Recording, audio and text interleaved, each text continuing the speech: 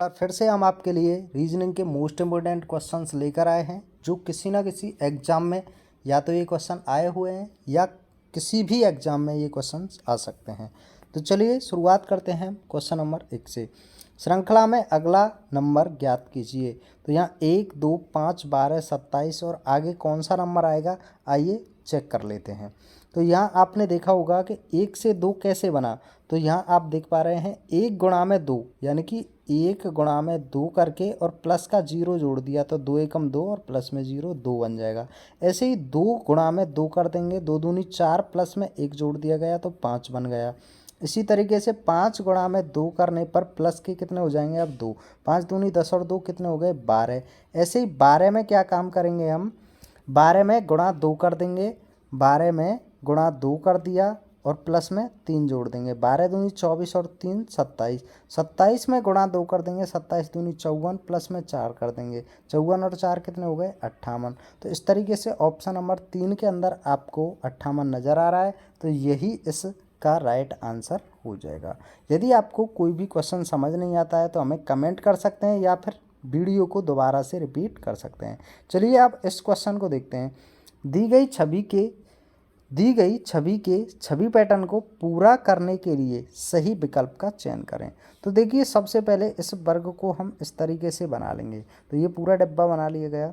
उसके बाद यहाँ से इसको बना लेंगे और यहाँ पे थोड़ा इसको यहाँ पे ड्रॉप कर देंगे। इसके बाद एक डंडा ऐसे बन जाएगा और एक ऐसे बन जाएगा। तो ये प्रक्रिया आपको कहाँ नज़र आ रही है, ऑप्शन नंबर ए के अंदर, और थोड़ा सा यहाँ पे घिसा हुआ यानी कि ये नज़र आ रहा है। तो इस तरीके से ऑप्शन नंबर 1 ही आपका राइट ऑप्शन निकल के आ रहा है, तो यही आपका राइट आंसर हो जाएगा। चलिए आगे देख लेते हैं।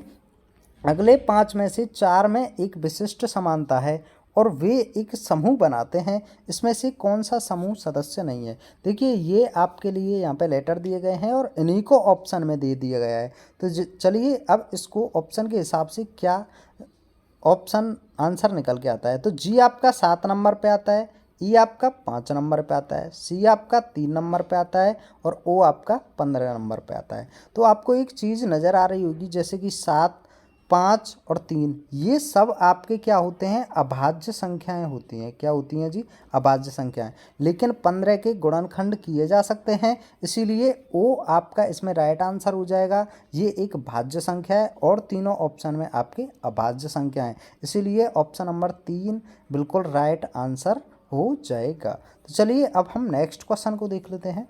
आगे क्वेश्चन दिया गया है, अगले 5 में से 4 में एक विशिष्ट समानता है और वे एक समूह बनाते हैं, इनमें से कौन समूह का सदस्य नहीं है। सेम अभी जो क्वेश्चन कराया उसी तरीके से, यानी कि U Q P L N J H E Q M ये सभी आपके अंदर यहाँ पे ऑप्शन में भी दिए गए हैं। अब इन ऑप्शन में से आपका कौन सा राइट होना चाहिए, चलिए देख लेते हैं। इनके संबंध को देखते हैं। देखिए पी और एल, एल जो होता है 12 पे, पी होता है 16 पे, 4 का अंतर है, 12 और 4 16।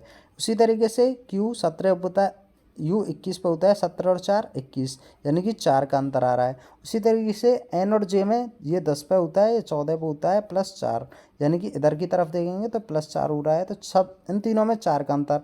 लेकिन ई जो होता है 5 पे होता है, एच जो होता है वो 8 नंबर पे होता है, यहाँ पे 3 का ही अंतर आ रहा है, इसीलिए हमारा ऑप्शन नंबर बी सही हो जाएगा। यानी कि इसमें 3 का अंतर आ रहा है और सभी में 4 का अंतर आ रहा है, इसीलिए ऑप्शन नंबर 2 आपका राइट आंसर हो जाएगा। चलिए आगे देख लेते हैं। यहाँ कहा गया है, विनय ने कहा वह मेरी माँ के बेटे का बेटा है, बेटे का विनय से क्या रिश्ता है। तो चलिए देख लेते हैं। आपको देखिए किस तरीके से हम सॉल्व करेंगे। तो यहाँ विनय ने कहा यानी कि कोई विनय नाम का लड़का है, तो इसको हम बी नाम से जानते हैं। वह मेरी माँ के यानी कि इनकी कोई माँ है, माँ के बेटे यानी कि बेटे खुद ही हो गए विनय, का बेटा है यानी कि कोई बेटा है जिसकी ओर वो इंगित कर रहे हैं। बेटे का विनय से क्या रिश्ता है, तो विनय का ये बेटा क्या लगेगा, बेटा ही लगेगा, जो कि ऑप्शन में नहीं दिया गया है। इसका राइट आंसर क्या होता, बेटा या फिर पुत्र बोल सकते हैं, सन बोल सकते हैं। तो बेटा इसका राइट आंसर होता है, लेकिन चारों ऑप्शन में नहीं दिया गया है।